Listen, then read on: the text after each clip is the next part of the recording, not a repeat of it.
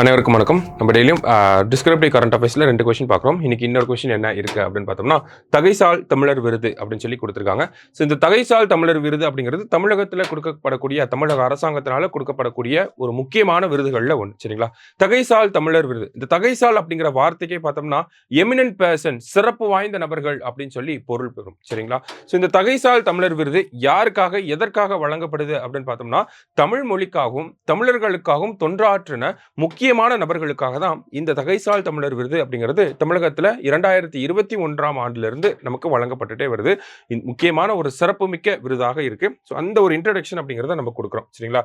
இது வரைக்கும் யாருக்கெல்லாம் இந்த தகைசால் தமிழர் விருது வழங்கப்பட்டிருக்கு அப்படின்னு பார்த்தோம்னா, 2021ஆம் ஆண்டுல என் சங்கரையா அவர்களுக்கு தான் முதல்ல இந்த தகைசால் தமிழர் விருது அப்படிங்கிறது வழங்கப்பட்டுச்சு. இவர் ஒரு கம்யூனிஸ்ட் லீடர், பொலிட்டிக்கல் லீடராகவும் இருந்திருக்காரு. அதே மாதிரி சமூக நீதியை மக்கள் மத்தியில் கொண்டு போய் சேர்க்கறதுல முக்கியமான ஒரு தொண்டு ஆற்றியிருப்பார் என் சங்கரையா அவர்கள்.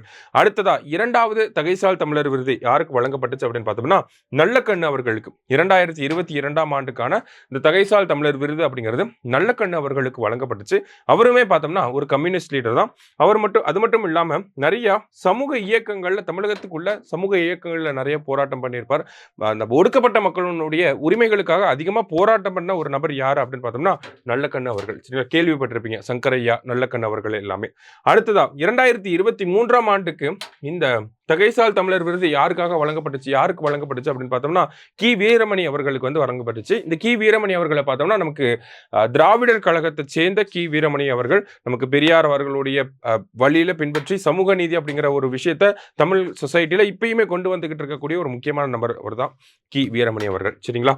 அடுத்தது இந்த வருஷத்துக்கான இந்த தகைசால் தமிழர் விருது யாருக்கு வழங்கப்பட்டுச்சு அப்படின்னு பார்த்தோம்னா, குமரி அனந்தன் அவர்களுக்கு வழங்கப்பட்டுச்சு. இவர் ஒரு காங்கிரஸ் லீடர். அது மட்டும் இல்லாம பார்த்தோம்னா, தமிழ் லிட்ரேச்சர்லயுமே இவருடைய கான்ட்ரிபியூஷன் அப்படிங்கிறது அதிகமாகவே இருக்கு.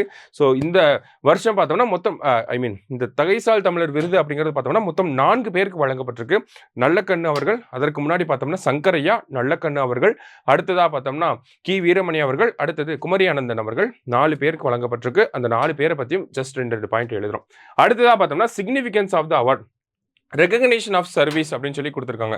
ஸோ இவர்கள் எல்லாருமே பார்த்தோம்னா தமிழ் மொழிக்காகவும் தமிழர்களுக்காகவும் அதிகமான தொண்டாற்றின ஒரு நபர்கள், தமிழ் சமூகத்துடைய முன்னேற்றத்துக்காக பாடுபட்ட ஒரு சில நபர்களாக இருக்காங்க.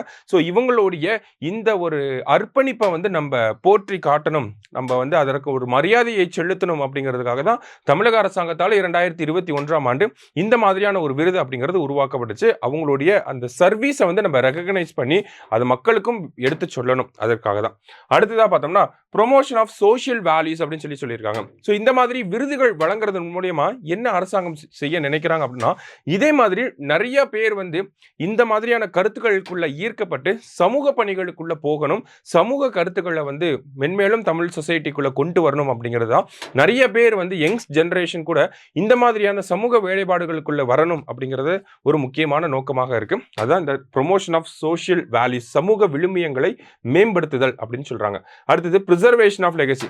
ஸோ இந்த மாதிரி முக்கியமான ஆட்கள் வந்து நமக்கு முக்கியமான ஆட்களுக்கு தான் இந்த விருது அப்படிங்கிறது வழங்கப்படுது. ஸோ அவங்களுடைய அந்த மரபு அப்படிங்கிறதையும் நம்ம பாதுகாக்கிறோம். சரிங்களா? அவங்களுடைய லெகசி அப்படிங்கிறத நம்ம போற்றுறோம். இந்த மாதிரியான ஒரு நபர் இருந்தாங்க, இவ்வளவு வேலைகளை செஞ்சாங்க, இந்த மாதிரி அவருக்கு விருதும் கொடுத்தாங்க அப்படிங்கிற மாதிரியான விஷயங்கள். ஸோ தமிழ் சொசைட்டி காலங்காலமாக தமிழ் ஃபியூச்சர் இருக்க வரைக்குமே இவர்களை பற்றி நம்ம நினைவில் வச்சுக்கணும். ஏன்னா தமிழ் சொசைட்டியோட இந்த அடிப்படை விஷயங்களை ஷேப் பண்ண ஒரு முக்கியமான ஆட்களாக இருக்காங்க அப்படிங்கிறத நம்ம புரிஞ்சுக்கணும். சரிங்களா? ஸோ அதை ப்ரிசர்வேஷன் ஆஃப் லெகசி அப்படின்னு சொல்லி கொடுத்துருக்காங்க. ஸோ முக்கியமான ஒரு கொஸ்டின் தான். ஓகேங்களா? தகைசால் தமிழர் விருது மொத்தம் 4 பேருக்கு வழங்கப்பட்டிருக்கு. அதனுடைய முக்கியத்துவம் என்ன அப்படிங்கிறத பார்த்துருக்கோம். ஸோ ஜஸ்ட் தெரிஞ்சு வச்சுக்கோங்க. இதே மாதிரி இன்னொரு கொஸ்டின் மீட் பண்ணலாம். தேங்க்யூ.